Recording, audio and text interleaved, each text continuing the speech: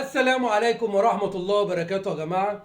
أنا مش عارف إيه اللي بيحصل في نادي الزمالك ده، إيه المأساة والمهزلة اللي بتحصل جوه نادي الزمالك دي. امبارح يا جماعة قبل ما هتكلم في المشكلة اللي حصلت جوه نادي الزمالك هتكلم على مباريات القمة اللي حصلت امبارح ما بين الأهلي والزمالك. طبعا امبارح كان في مباراة قمة ما بين الأهلي والزمالك مواليد 2003 على بطولة الجمهورية داخل نادي الزمالك. ايه اللي حصل يا جدعان؟ الاهلي يفوز ببطولة الجمهورية 2-1 على الزمالك في عقر داره في 100 عقبة.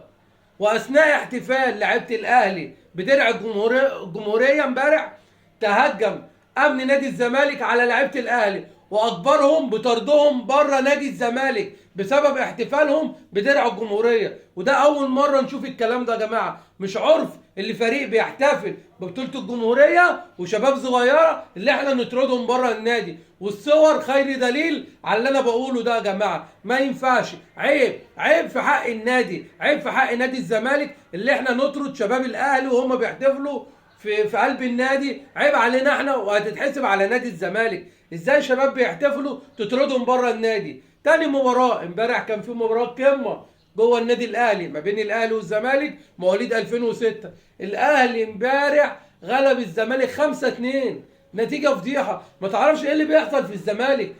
لقاءات الديربي ولقاءات القمه ما بين الاهلي والزمالك بقت كتير قوي الايام دي في جميع اللعبات، في السله والطايره واليد وجميع اللعبات يا جماعه. ايه اللي بيحصل؟ الاهلي واخد الزمالك مش رحمه في جميع اللعبات يا جماعه. ايه اللي بيحصل جوه الزمالك ده؟ الزمالك بينهار وكل ده يرجع بسبب مجلس اداره نادي الزمالك.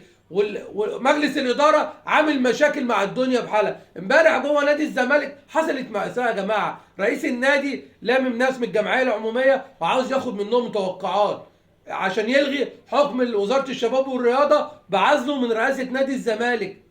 الناس امبارح ما في ناس ما وافقتش باللي هو بيعمله ده، في ناس ما وافقتش. في لحظه النور اتطفى على الناس على الاعضاء والكراسي اتقلبت والترابيزات اتقلبت والنادي الساعه 9 مساء بقى ضلمه. طفى النور على الناس والناس بقت خايفه ورعب في نادي الزمالك. ايه اللي بيحصل ده يا جماعه؟ ايه المأساة اللي بيعيشها اعضاء جمعيه العموميه في نادي الزمالك وجمهور النادي الزمالك؟ احنا في مسلسل طول قوي عامل بقى زي المسلسلات التركيه والمسلسلات الهنديه بالمئة ألف حلقة. يا جماعة كل يوم المأساة بيعيشها نادي الزمالك، ونادي الزمالك بينهار في جميع اللعبات، والأهلي بيغلب الزمالك سواء في الطايرة وفي السلة وفي اليد وفي الناشئين وفي الكبار وفي كل حاجة. انهيار لنادي الزمالك في جميع اللعبات. لازم حد يشوف لنا حل في القصة دي.